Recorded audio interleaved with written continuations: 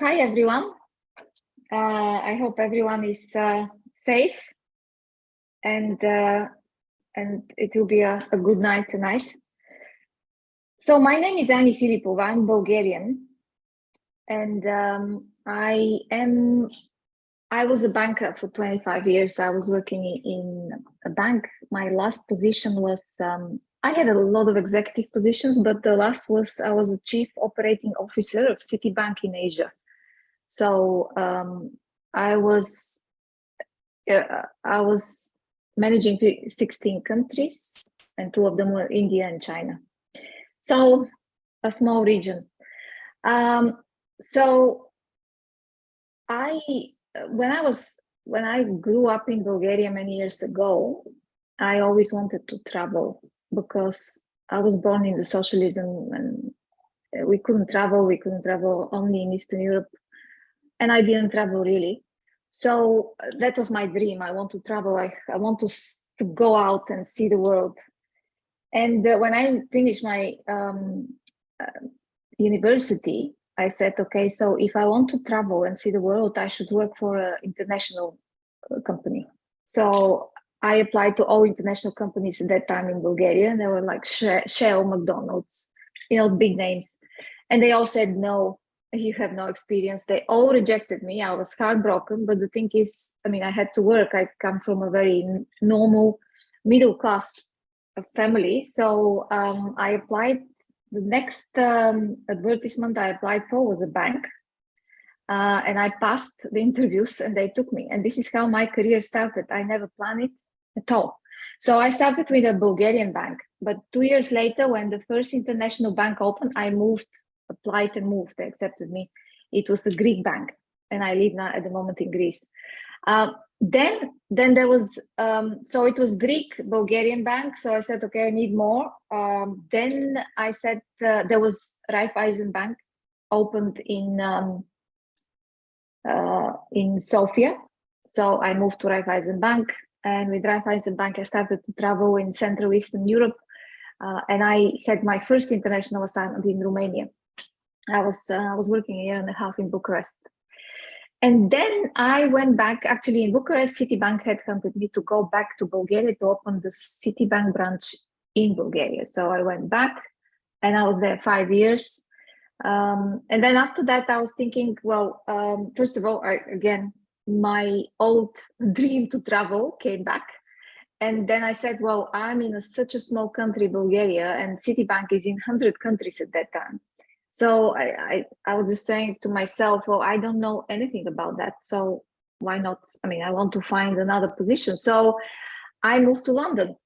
And when I say I moved, that's, months of looking for job, going to interviews, etc. It was not like I decided, whoop, and I go. No, it's a long process of almost 6 to 12 months to find the right opportunity and to move. And then I was in London for 5 years. I was covering EMEA region, which is Europe, Middle East, and Africa. So I've traveled to all the 36 countries of Citibank. And I have, after that, I got pregnant in London. My husband was in Ukraine. I was telling this to Daria. And I was thinking, okay, now I'm going to leave my job and I'll go and stay with my husband. But it didn't happen because they offered me to go to Singapore. So we all moved to Singapore. So after I went back to Bulgaria, gave birth to twins. I have a boy and a girl. They are 12. And after that, we moved to Singapore. We were in Singapore for 5 years. I was covering, again, part of Asia. And then in Singapore, they offered me to become the chief operating officer. And I moved to Hong Kong. And I lived in Hong Kong for 5 years. I've traveled the whole of Asia, and by that time I traveled more than 80 countries in the world. I lived in 5 financial centers. So, my dreams started to tick off. But then I said, well, that's not enough. I cannot be a banker all my life. And being a C-suite executive means you are 24/7 busy. There is no moment when you don't work. So I said, well, I want to try something else. And I left my job 2 years ago. Actually, not 2 years, less than 2 years. and we decided to come to Greece. We decided to come back to Europe because my kids, they thought they're Asian. So I had to explain to them, no, you're not Asian. You're half Bulgarian, half Scottish, because my husband is Scottish. So it was an interesting combination, half Bulgarian, half Scottish in Singapore. When they were 3 years old, they thought they're Singaporean. So we came back to Europe. We came and we live here in Athens. It's a beautiful, beautiful city. Greece is a great country, and I'm very happy to be in Europe. And what I'm doing now, I'm trying to, first of all, I am in education. I'm representing an American university, and with this American university, we're opening the first American diploma, executive MBA diploma in Bulgaria. We are now looking for students for the first cohort, and people are going to get in Bulgaria 3 times cheaper than the US, 4 times cheaper. They don't need to travel. The students in Bulgaria don't need to travel anywhere, and they will get an American diploma because the US faculty are going to travel to Bulgaria and study. So that's one, and I have several others. So I call it a portfolio career. So my portfolio career has several revenue streams and several non-revenue streams. And that was one of my issues when I was working. I really wanted to give more back to the society, but it was impossible. I didn't have even 1 minute, even to my family, let alone to have 3 times. So that's why I do stuff like this. I also teach, and I have several other things that I do, which are pro bono. So that's about me. You can ask any question you want, anything, no limits. And today we're going to speak about LinkedIn, because LinkedIn actually helped me to gain and to get all the opportunities I have at the moment, and everything that I work for, even everything that I did, actually, I met or knew about, or somebody reached me on LinkedIn, and that's why I can't say how this network is so valuable for anyone. So you see on the screen that this is a net. Why it is valuable? Because there are more than 800 million members in the world, and it covers 200 countries and territories. And imagine there's so many people, and the main thing of LinkedIn is people want to find a job or find clients for their products and services, or network, or just become thought leaders in a particular area, and then share experiences and help professionals to do better in life and in work. So that's why I like so much LinkedIn, because you're sitting in your living room or your office or whatever, and you can connect with so many people.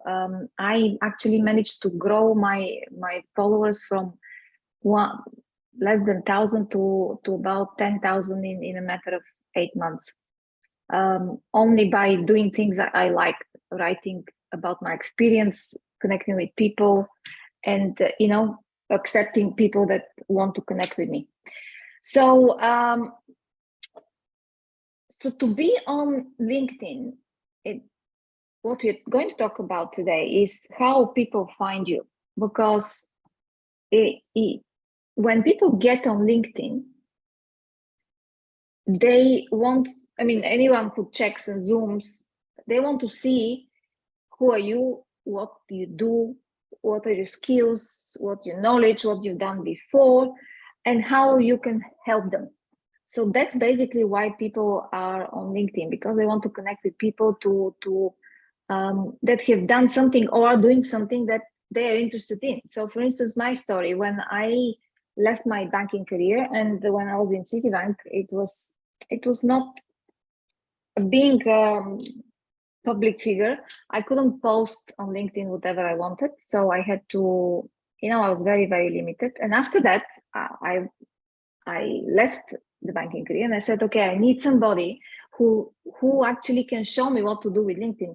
And I started researching, and this is how I found somebody who was actually a city banker who left similarly like me and created his educational company. And he has now 2 million followers, 2 million. He left in 2016. So, and he was teaching and sharing his experience. He was giving, he wrote a book, etc. So that's why people are on LinkedIn, just to find somebody to learn from, or to find people to connect with, so they can find jobs. That's the main purpose. So how does it work?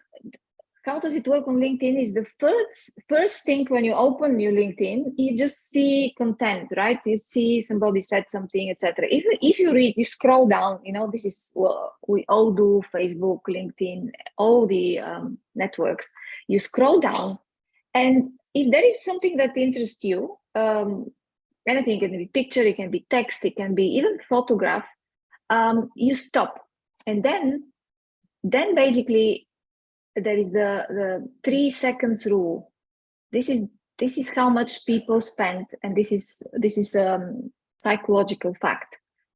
This is how much people spend to decide whether to go and check your profile or not. So even if you send something, if you write something and then somebody likes your what you wrote, that doesn't mean they're going to follow you. So they go through this funnel that you see here on the screen. So as I said, they read your content, then on the content, they can see your profile. So they look at your profile, they see your face, your picture, and then if they click on your profile, they will see a little bit of your banner image, then they'll read your tagline. I'll show you some examples. And then if they like all that, they go to your featured section to see what things you have posted and what are the things you do. And then they read a little bit more about you in the section about, and then that's it. This is when they make the decision. Do they follow you or not? Or send you a direct message. DM means direct message, or they follow you, or they send you a request to ask, can we connect? So they might not do any of these. And it very much depends on really what you said, if what you said is interesting enough for somebody. And that doesn't mean that your goal is not to everybody to stop and like you, because you're not attractive to everyone. And I'm in finance, so I generally attract people who have to do something with finance, or somebody who is interested in leadership, thought leadership, environment and stuff like this. So interesting fact. So I told you that there are about 800 million people on LinkedIn, but only about 1% of these people actually go actively on LinkedIn, and even smaller percent of people create content or even say something or engage. So even if this 800,000 is, you think, oh my goodness, how am I going to surface and attract attention?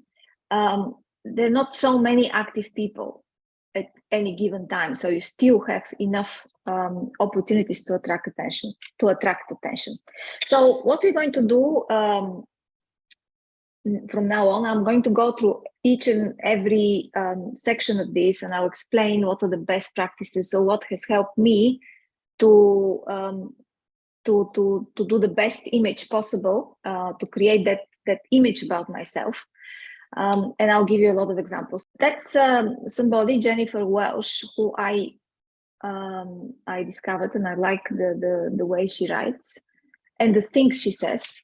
So that's what you see, you just go in a post and you see Jennifer Welsh. What is she writing about? This is how I found her, because I came across something she wrote. And what she wrote, I actually liked. It was something that I never thought about. It's about how much cash should keep, and I never thought about it. I just kept some cash without any particular reason. Well, she kind of describes why, what and how she does it. And I liked it. So that's why I started to follow her. So when I see her, I mean, I look at it, first of all, even the smallest thing is how it's written. It's very nicely done and a very simple way, right? In LinkedIn, you don't need to write with, things have to be simple and to the point. So a lot of people can actually interact with what you write. Otherwise, if you write, if there is something that is like from end to end without distance between the paragraphs, etc. Wow, this is very structured. So I liked it. And so that's how you get across to somebody. And then this is how you kind of say, okay, this is my type of people, this is not my type of people. So I liked her and I said, okay, let me click. And I click. And what I see here is, I like what I see. I mean, it's, her picture is nice. It's very clear what she does. It's very concrete. She has 74,000 followers. That means that probably if 74,000 people want to follow her, means that maybe she's good. And I see she's a top voice. That means that she creates quite an engagement with her followers, meaning that she interacts. Because it's not only about posting, it's about interacting. Because when you interact, you create deeper relationships. Because it's not only superficial.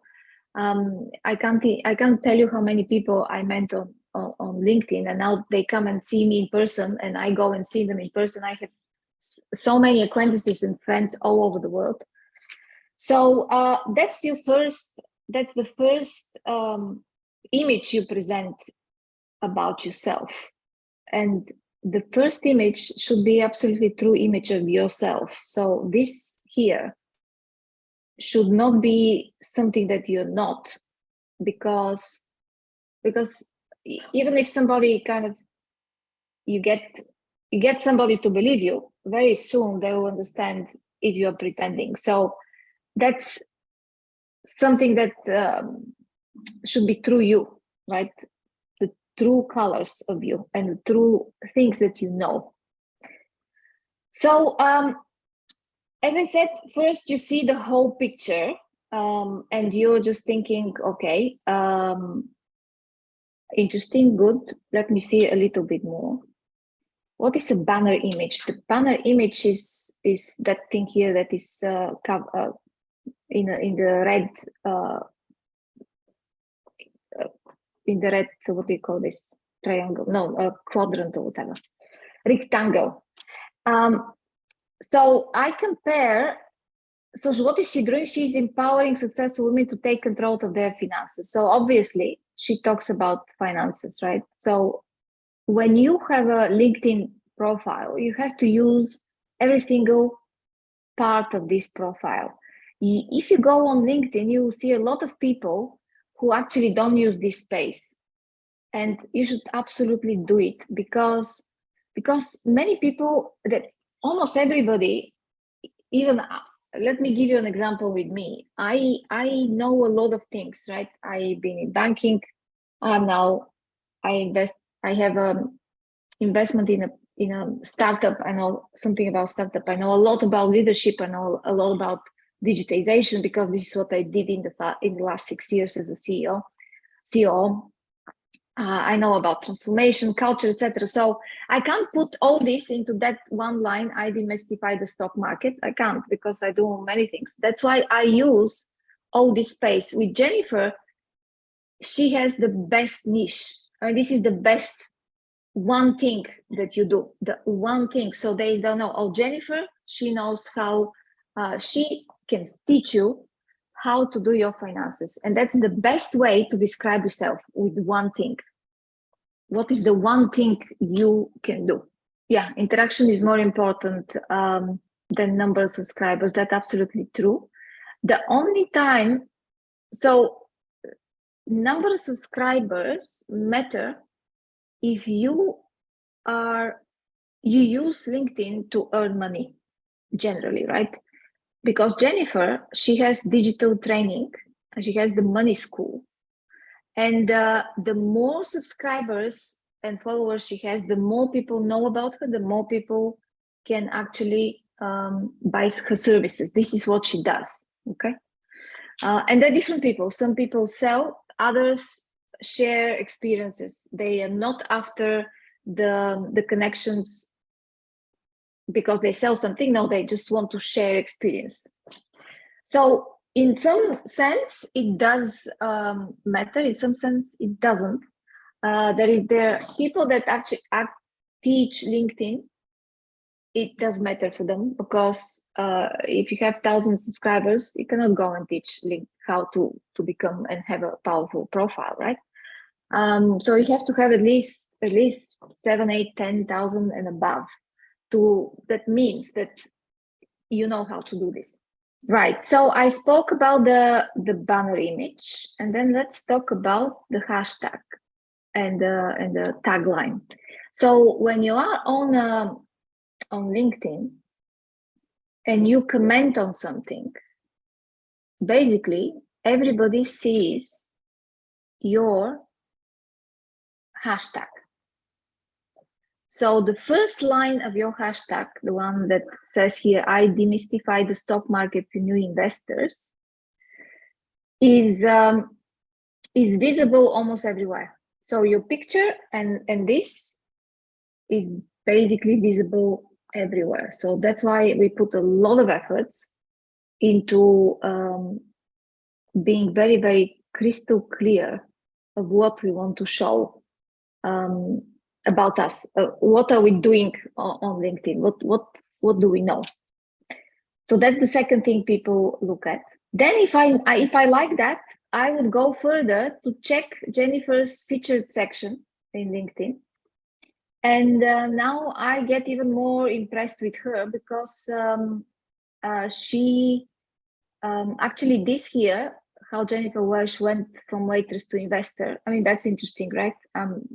Immediately hooked, right? Because she went from waitress to investor and she paid debt of 30,000 and now she's doing it her way. And this thing, if you go onto her on her page, you will see that she was on CNBC.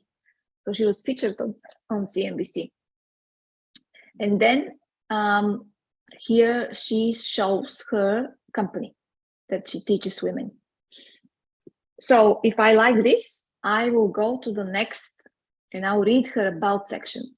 And then in the about section, Jennifer actually is talking about herself.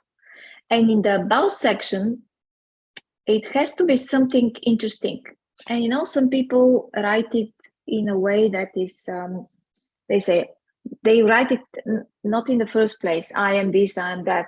They write, oh, Aní Fіліпова is international executive with so many years and she did this and she did that.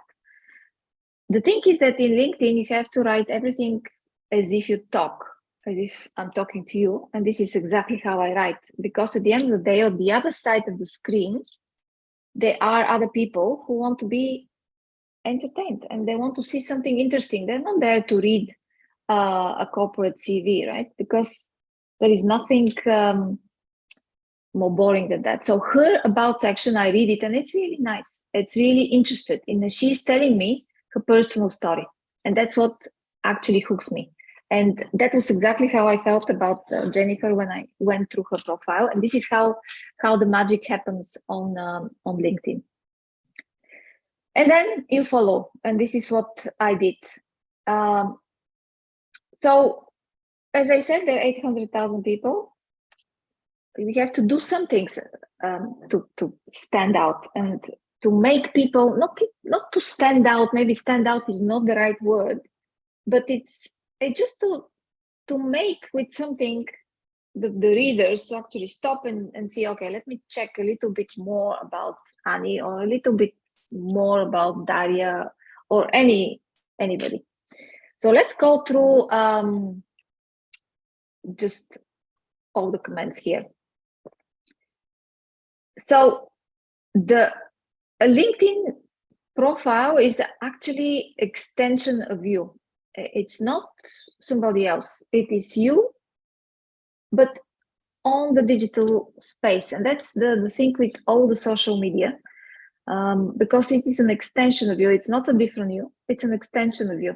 You might use, for instance, LinkedIn to post things about more professional things. That's okay. And then you use Facebook to post more personal things about friends and family. That's okay. But it's still you, right? It's still you in two different locations. So it is, you have to show, as I said, what are your skills and what you're good at. So so people can say, you're the go-to person for your top skill. And you have to be interesting. So the things you write, you have to write them in a way that they resonate. And as I said, they're easy to read. And they're adjusted to the online environment, because on the online environment, we always have to think about the fact that people just scroll, and you have to do something to stop this scroll and get their attention. And as I said, you have 3 to 5 seconds to stop this kind of non-stop running around. So look, that's a very good question. I hope everybody sees it. So what if you're a creative person with a sense of humor and you keep this line in your presentation, but the people who order your service are usually business and serious? Look, I think this is a very usual misconception, because being business and being serious, that's okay, but that doesn't mean that you should not have a sense of humor. Actually, sense of humor has always helped me in my business endeavor, because you get in a meeting and everybody's like, oh my goodness, she's coming, what is she going to say? And then you crack a joke or you ask something normal, and people, you just feel how people like do that, right? That's the same. It's exactly the same online, because if you are somebody with sense of humor, I think it is really silly to keep it away, because people are looking for people. They might like you. I mean, some of these people, as I said, not everybody will like you, but you'll find exactly your niche. The people, if you are with sense of humor, then people who like, let's say, financial professional with sense of humor will come to you. And generally, sense of humor is always a good thing to have. So don't worry about this. Be brave. Okay, so let's go and see some tactics and what you have to do, and I'll give you some examples of how to create these things. All right, so first of all, let's think about the picture. Look at these two pictures, right? What is the common about this?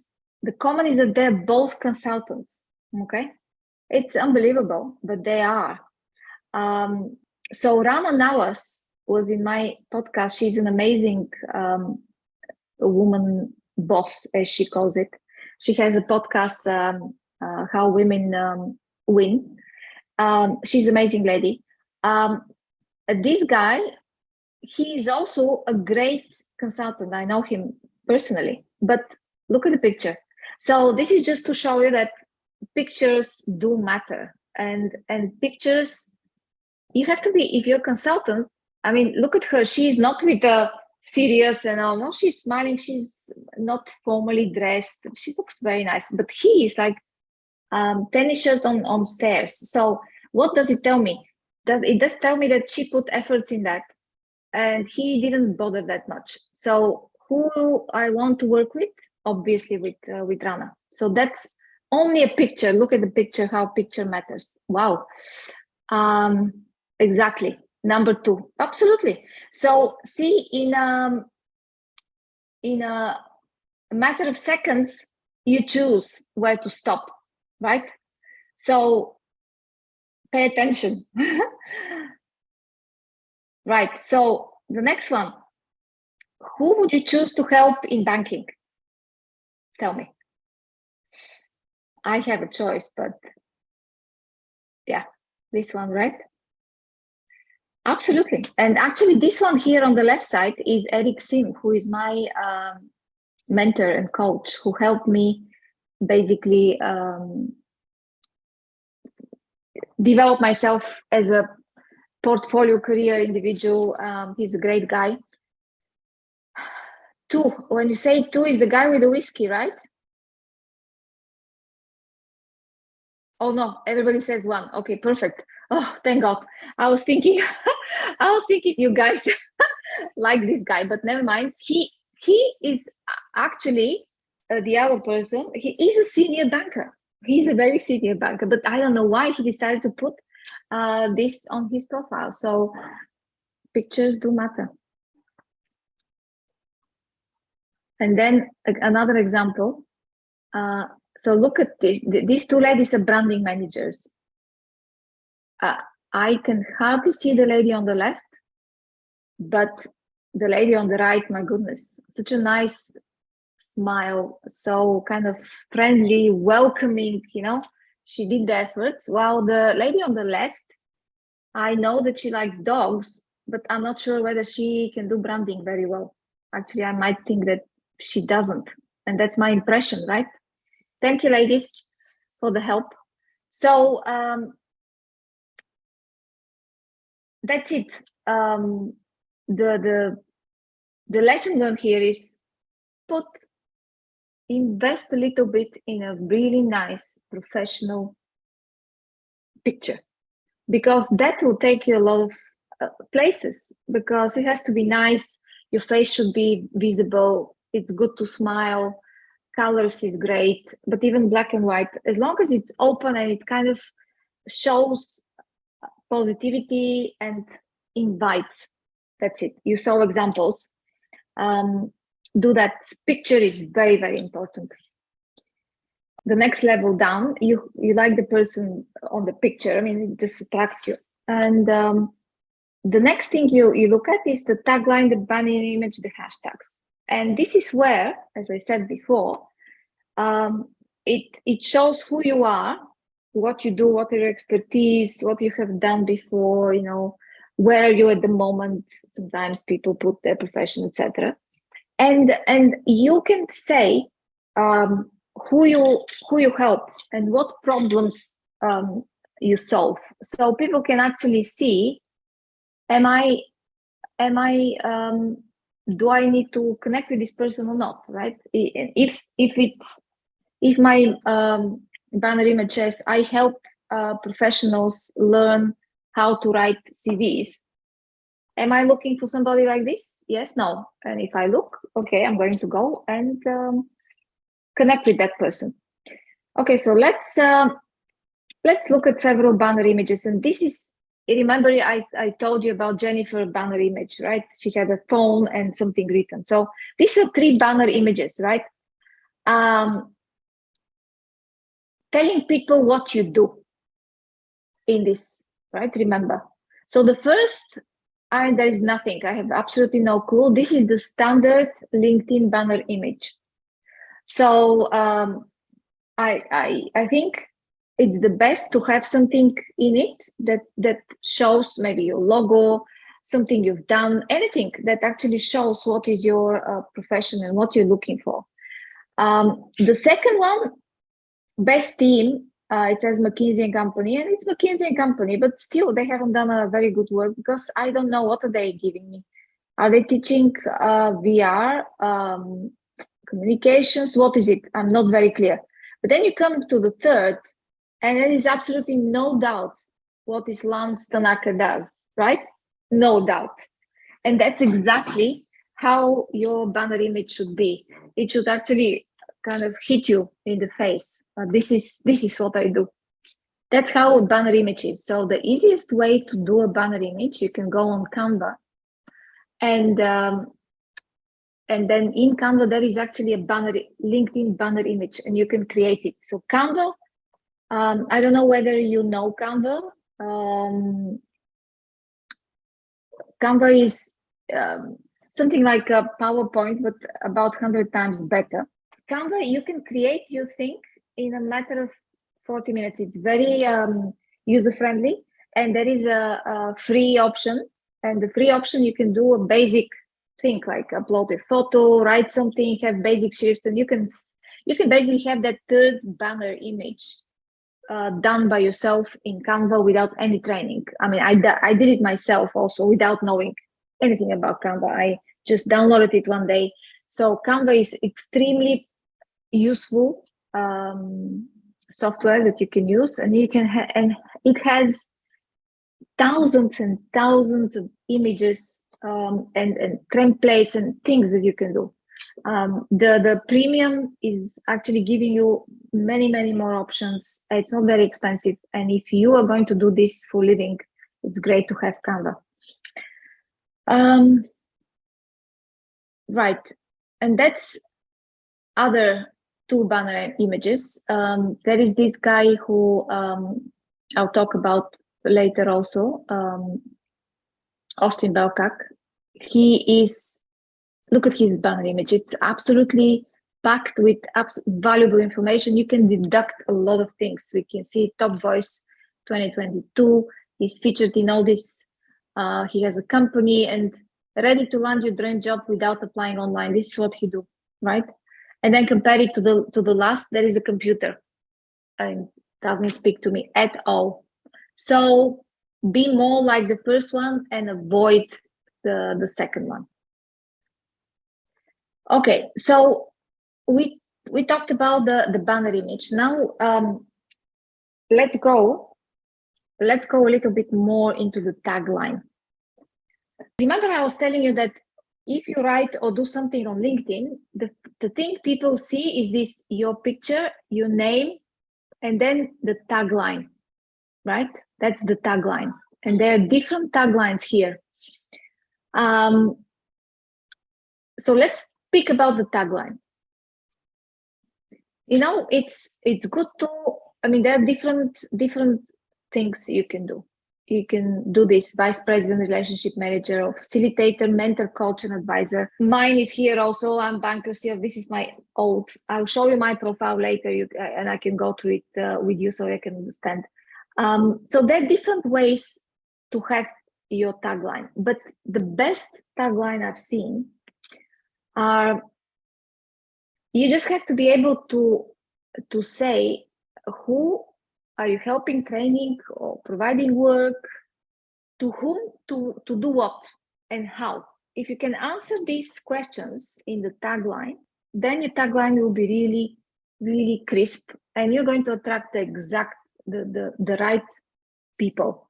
Because I spoke before about a niche. You know, the more crisp and precise your niche is, the better your chance to have more followers, because people know exactly what you do. And remember that this is the first line of your tagline is the most important. So the tagline can be up to 3 to 4 lines, but the first line is seen all the time. So there's some number of symbols seen all the time. So in that thing that everybody sees all the time, you have to put the key component of what you do and who you help. The hashtags are the things that you talk about, okay? So not everybody can have a hashtag, because you have to be a creator with creator profile, and you can become a creator if you have more than 1,000 followers.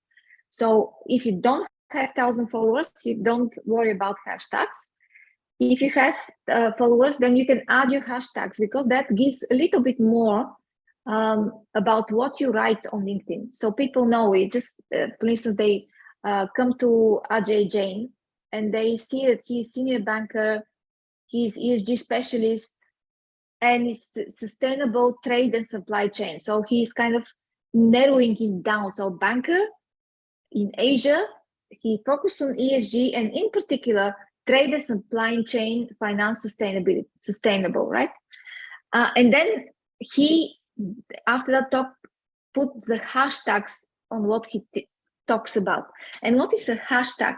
Hashtag is something that has a lot of, so there are many hashtags on LinkedIn.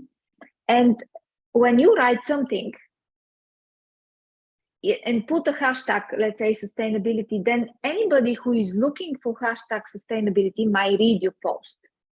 And when you go into LinkedIn and put a hashtag sustainability, then you see absolutely all the messages written this day that has put sustainability there. And this is how you find a lot of people. So if you want to read about recruitment, you put hashtag recruitment and see what have people wrote about it. So this is another way for you to search for people to connect with.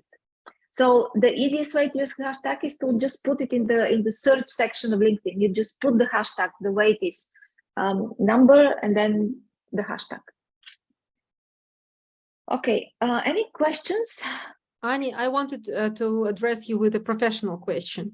Once I took a course on social media presence, and the expert advised me to have the same avatar in every social media and messenger to be recognizable. Do you support the idea? Absolutely, I support this idea, and I'm everywhere the same. I have one and the same image everywhere because people know it's you and you're recognizable in a better way. So anywhere you go, you have one and the same picture. At least the ones that matter to you, and this is LinkedIn, Instagram, Facebook, Twitter, for instance. And it's good to have one and the same picture, I think, because they know this is Ani, and she's there. And somebody doesn't know that I have Facebook, and they say, "Oh, that's her. Okay, let me follow her." So you should have the same picture everywhere, but not avatar. Your photo, right? I mean, your photo should be as an avatar. So whatever photo you put in LinkedIn, the same photo you put anywhere, because a professional photo, as I said, doesn't need to be like a strictly professional. And to be on Facebook, you don't need to be like with some funny thing, it just can be just normal professional photo. I change taglines every so often because as you go into LinkedIn, you change. So for the last 2 years, I've changed and done different things. So my tagline in the beginning, there is a CEO and change advisor, TEDx speaker, writer. So now I developed many more things. So I have changed that a little bit. But what I talk about, that's almost the same. It's okay to change it, as long as you stay within the parameters of what you are, because you don't want to say, "Oh, I'm selling tomatoes today." And no, today I'm talking about rocket science, right? It's like, doesn't work. People will be they will just not take you seriously. Look at some taglines and hashtags, and this is Austin Belkak, right? Look at his, and I love his. I teach people how to land amazing jobs without applying online. There are not two things about it, right? I mean, it's very, very clear. And then you talk, and then look at hashtags, careers, LinkedIn, job search, networking, job interviews. Huh? So everything matches. You see his banner. It's in line with what he says here, teach people how to land amazing jobs. You see how the banner is like a question, ready to land amazing job? So these three have to be connected, okay? And he has 1,230,000 followers. So it's a huge following. Then that's another. That was now to the question. If you remember, you asked me a question. Somebody asked me a question if I'm a fun person, and there are business people looking at me. How would business people perceive me? Look at this lady, Leah Turner. Leah Turner is covered with tattoos, but she is amazing LinkedIn trainer, and she's been everywhere. I mean, she's absolutely totally busy for the last 3 years. I followed her growth on LinkedIn and being a trainer, and she uses LinkedIn and she shows the whole of her. LinkedIn is her platform, right? She likes colors, but she has an amazing engaged audience because she attracted the right people. She showed herself as she is, right? Yeah, many people would see, oh my goodness, I'm covered with tattoos. Nobody will like me. Look at her. She has 148,000 by the time I was doing this presentation. If you check her profile now, she has like much more, 200,000 or something like this. Also very, very nice. Look at her tagline. It's fun, right? That's why I liked her, because first of all, I like pink. Second of all, I was intrigued by this rainbow. And then I was reading, and it's fun, you know. I know she has a sense of humor because she says, LinkedIn coach, yes, another one. Making LinkedIn simple and fun. Very, very clear. And then she said what she does: corporate training, digital courses. She's a speaker, and she actually adds her website. So, and she talks about LinkedIn, motivation, positivity, lead generation, and empowering women. Her banner image and banner is completely in line with what she does. Okay, let me check question. Do you have some recommendation at what time of day to post on LinkedIn? Okay, so I think the most important thing to remember is to post at one and the same time. So I post every day at around noon, 12 o'clock, and I have to get better at that to be at exactly 12. But yeah, it's about that time. But generally, and I post during lunch because I have followers from Asia to the US. So for Asia, it's like 5 o'clock in the afternoon. It's a good time for them. They can, I mean, there are several times in the day where people look at these things, right? This is in the morning. They're more inclined to comment. But honestly, if you have a good content, it doesn't matter. The important thing is to be consistent and to post at a particular time, because people that follow you, they want to follow you, right? They want to read your stuff, and you want to have a stability. And so people know, okay, Ani is posting every day around lunch. Okay, let me look for her, because there are many LinkedIn comments. So another way to actually follow the people you like, you see this bell here. If you follow somebody, there is a bell. When you click follow, there is a bell that will show here.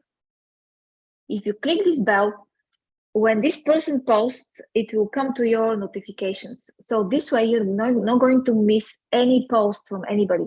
This is one of the most significant improvements that LinkedIn did. Because before that it was a nightmare, because I follow like 15-20 people, and I comment every day on their content, and you know, it was a nightmare to calculate, oh, this is this guy, this is that guy. Now everything just comes into your notifications, and you can just check. Okay, let me see. Do I have another example? Rana Navas. Okay, she is a problem solver in transportation and logistics, board advisor, a keynote speaker, and podcasters. Okay, also clear. I mean, it's obvious she's a speaker, and people listening to her. That's another very good one. And that's Eric Sim. So Eric Sim, look at this, 2.891 million subscribers. That's the person that, so he's quite known already. So his banner is very, very clean, right? And he says it all: leading your career to big success. That's it. That's what he does. He's helping you to achieve in your career. He wrote this book, and that's he's fine-tuned his niche so well, but he is active since 2015, right? So for many years, and the more and more and grow, you can fine tune it. But for him, it's very easy, right? It's he's helping people have a career success. You can't do that when you start because you're not known quality yet. So as people start learning about you, as you get more followers, you can just fine tune and really have a very crisp, clean, without a lot of words profile.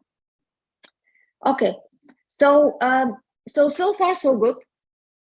Let's go and check the featured section.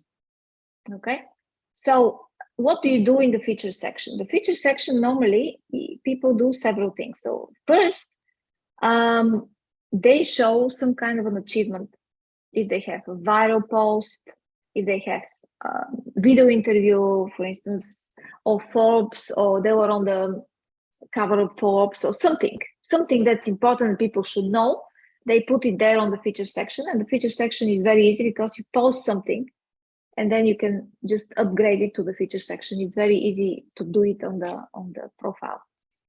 Other people, they show their products, anything that they offer for free, monthly letters, training packages. So, depends on what people, if they sell something, they will show you their product. Or they show their, for instance, I show my podcast and my venture for the executive MBA. This is what I show on my feature. So it's yet another area which you can use to show something about you, to show people why they should connect with you, how you can help them, and why should they interact with you. So this is a featured section of a great Justin Welsh, a great creator on LinkedIn, and he have created these three. First of all, he has a letter, free newsletter, and he has 2 digital trainings. One is Grow Monetize Your LinkedIn Account, and one is how to write content. I have both trainings, and I know him, so really great. I mean, this is really the best way to have your featured section filled. This is the featured section of Austin Belkak. If you remember, I showed you his obviously session is free resume optimizer, email finder, and all the free things he offers his followers.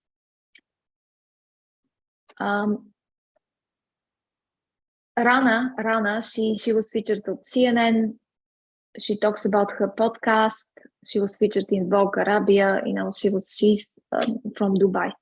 So people show the best of their achievements. Other people, and that's another person I know, they show their viral posts, right? So you can see this person wrote a post that has 55,000 likes. That means that maybe 10 million people saw it. See, so she put all her viral posts here. So all this is okay, right? It's absolutely up to you. Okay, let's talk about the about section. So the about section, so imagine the person who checks you out, have gone to all through these things that I was just talking about, and they now want to read that section, which is a free format. You can put whatever you want. So as I said, it should read like a personal business story, and you're writing, who am I, how did I get here, and what you get from me, or how can I help you. It's not a resume, not biography, and not a fact sheet, for sure. And do not write in third person. I think I already mentioned that, but I just wanted to make sure everybody remembers this. Always write in first person, and this is your time. This is your time to pitch yourself.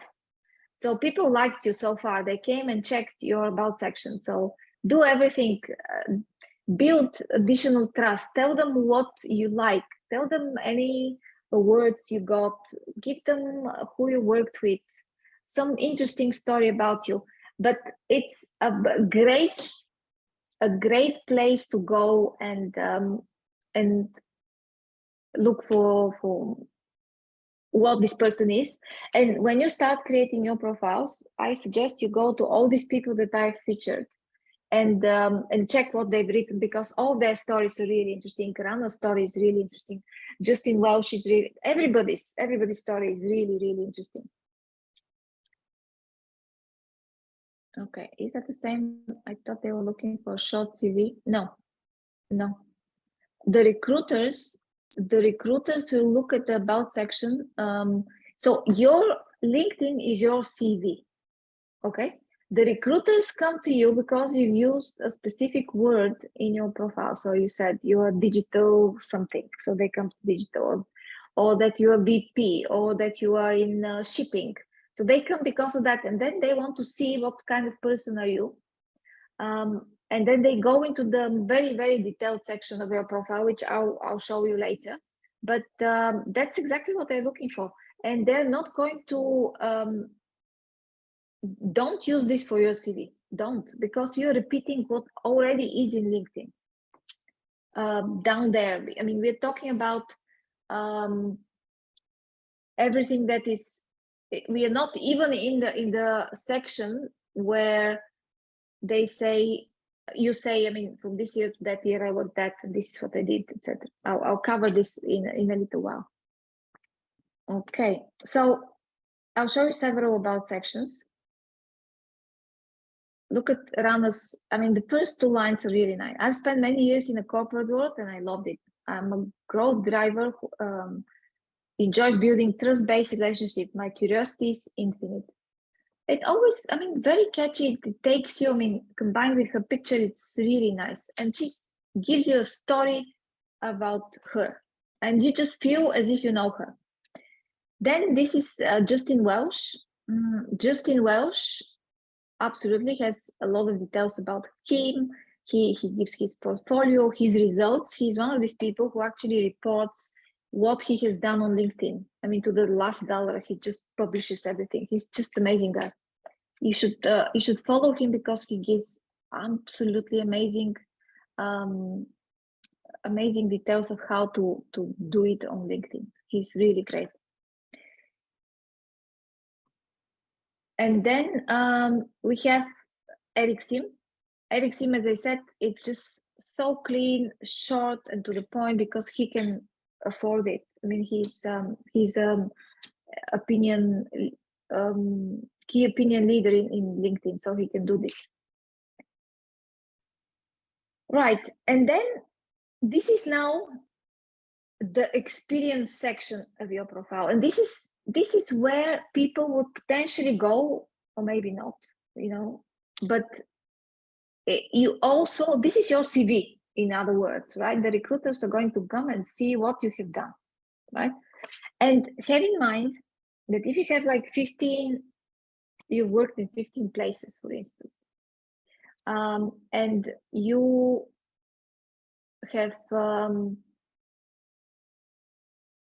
but there are 4 or 3 or 4, which are the most important? They have to be the 4 that you list the last, because when people open your profile without scrolling or putting see more, they actually can see only the first 4.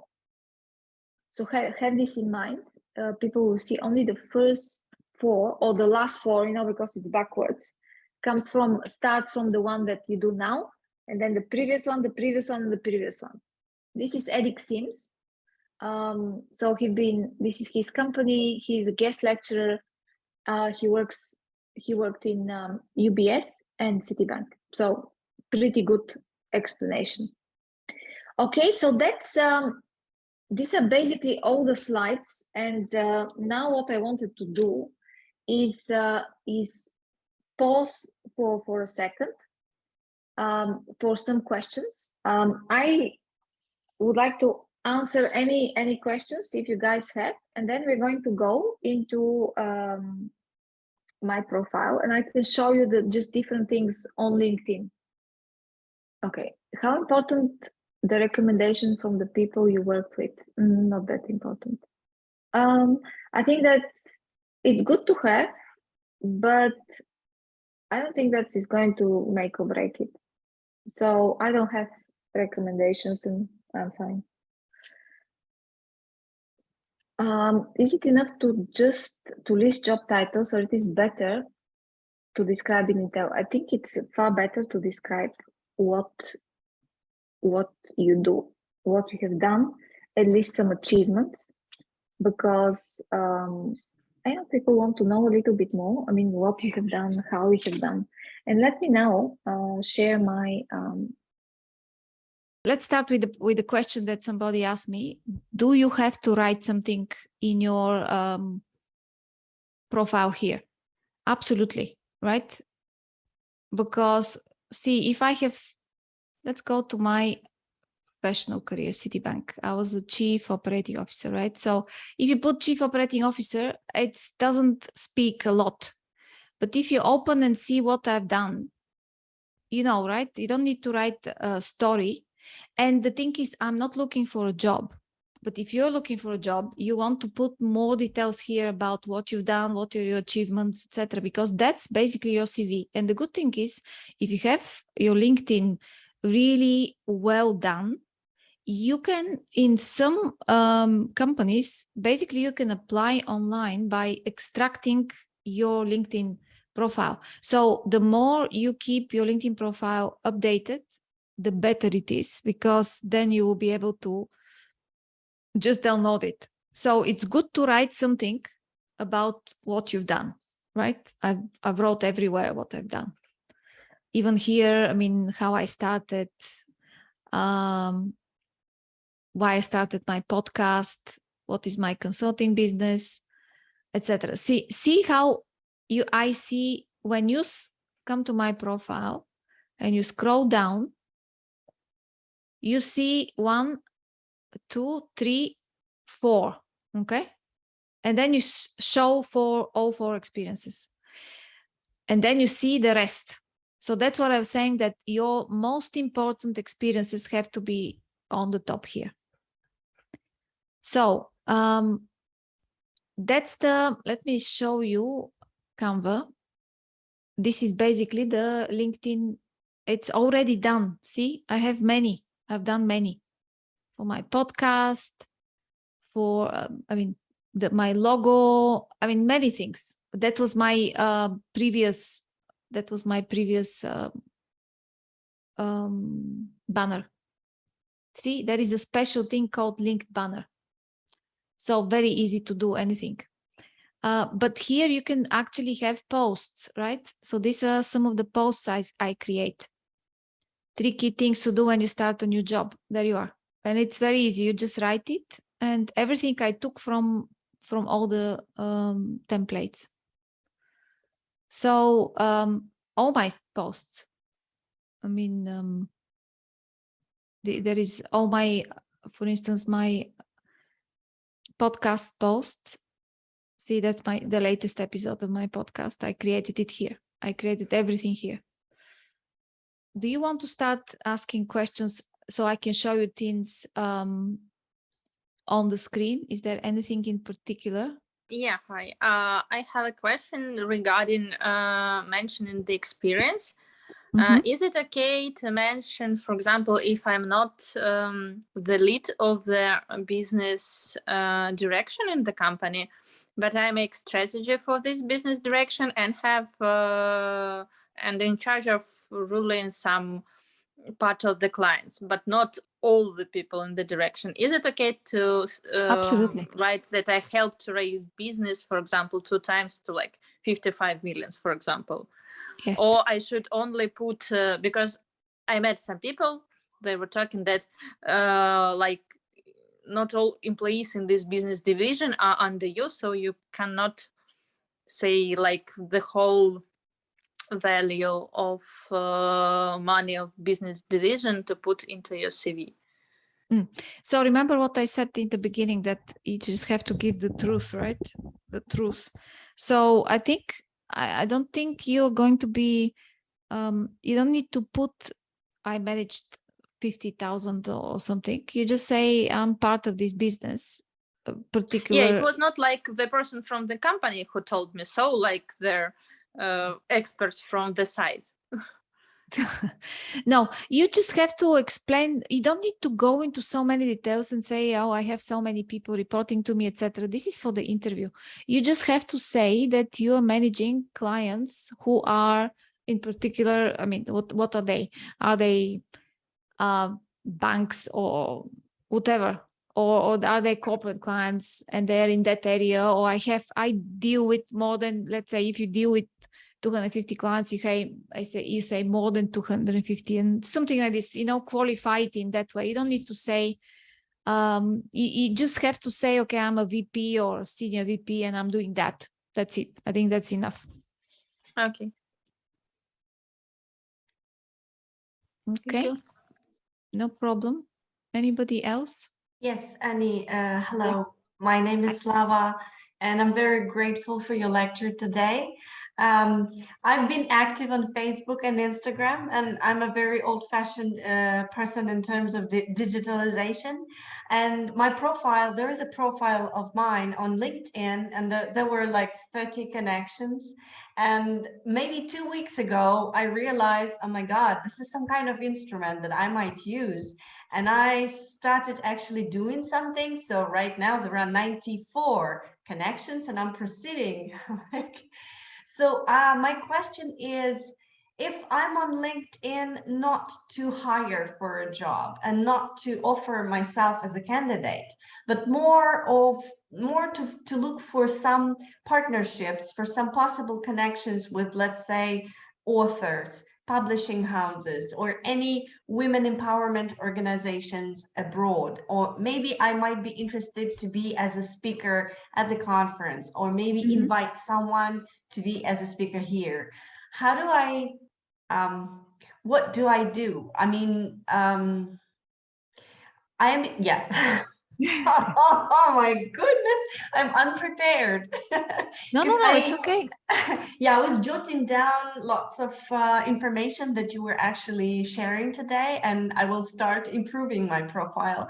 Yeah, but I'm interested in content, of course, because I can feel what kind of content I should be posting in order to be attractive for the people. Yeah, thank you.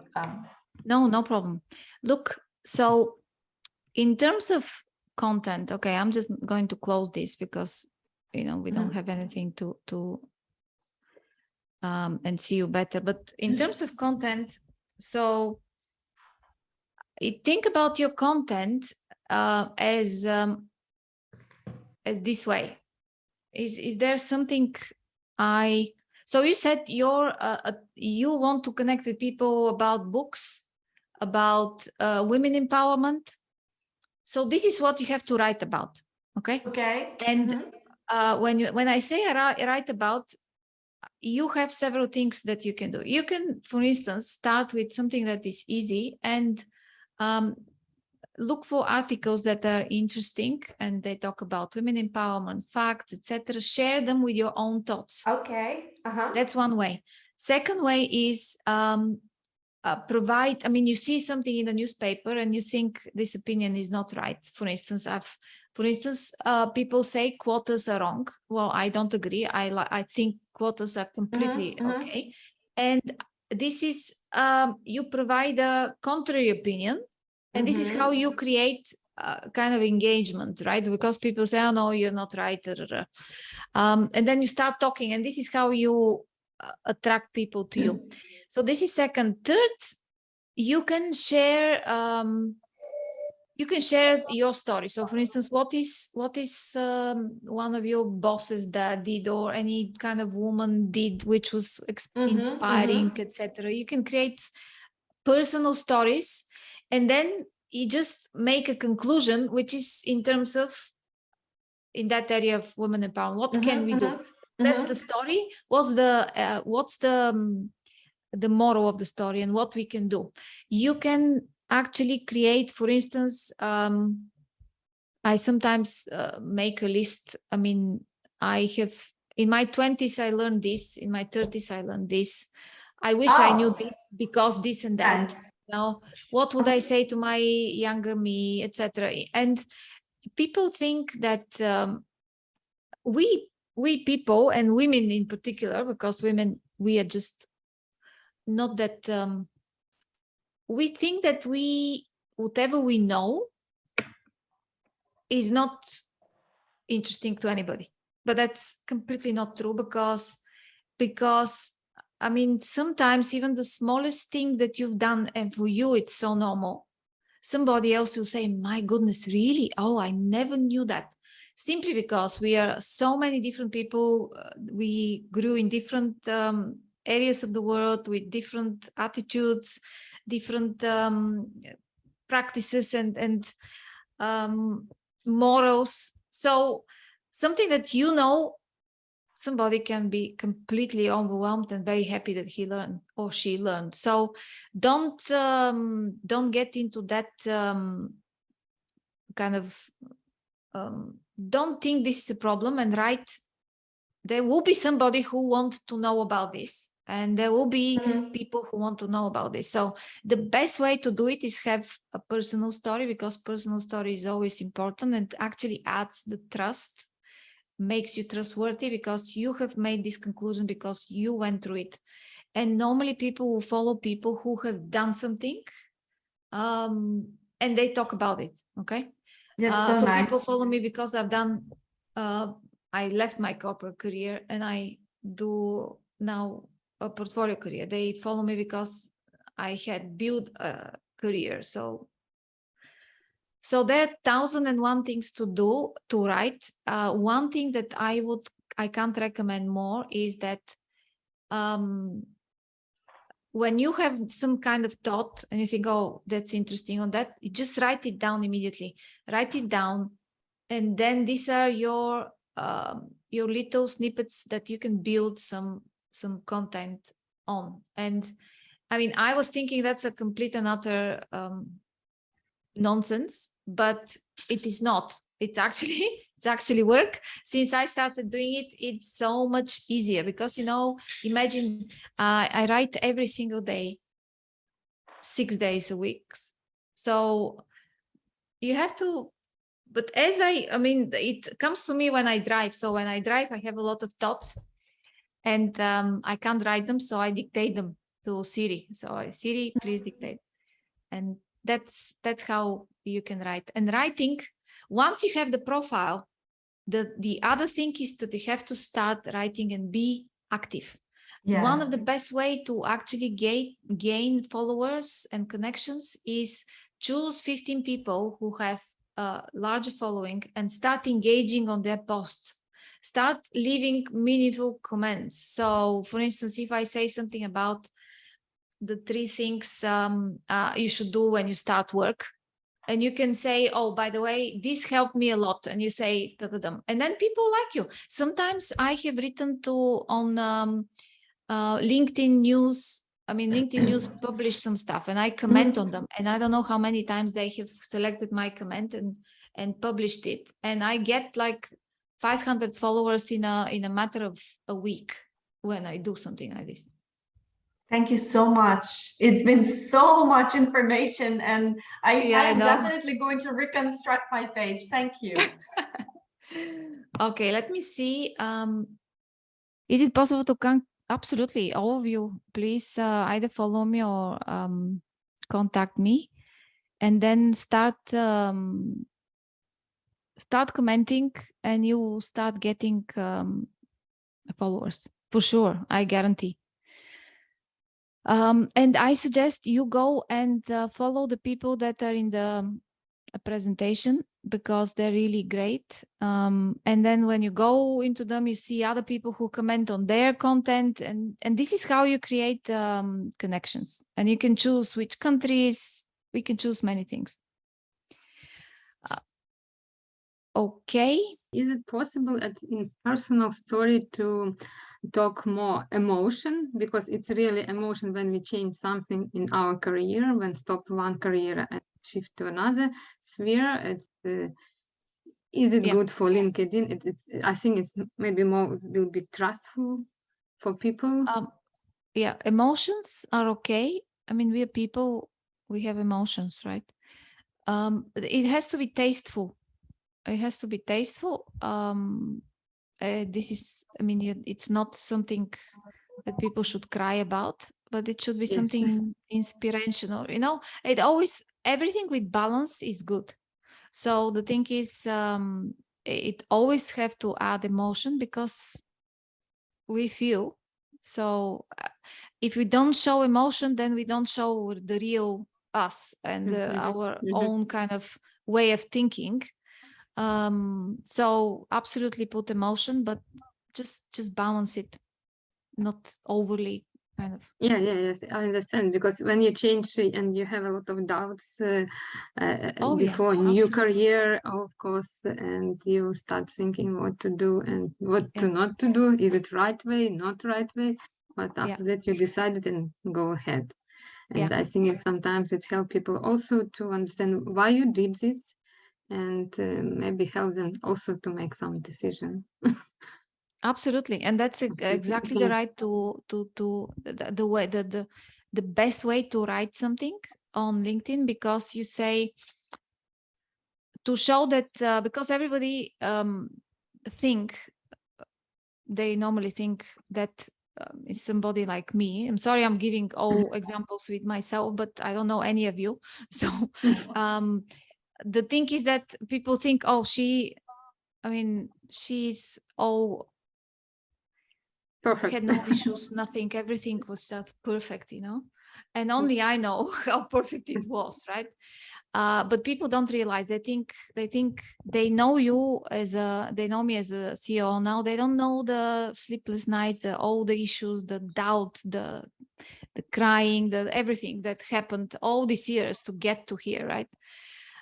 So the thing is if you can share, and that's why I'm saying personal stories, you're sharing something that shows that you're like everybody else, and this is how people relate to you, because you're not some executive there. You're just a normal person who eats, sleeps, and goes to the toilet just like everybody else. Yes, and we have kids, and also we care about them. We all have kids and husbands, also, and we argue.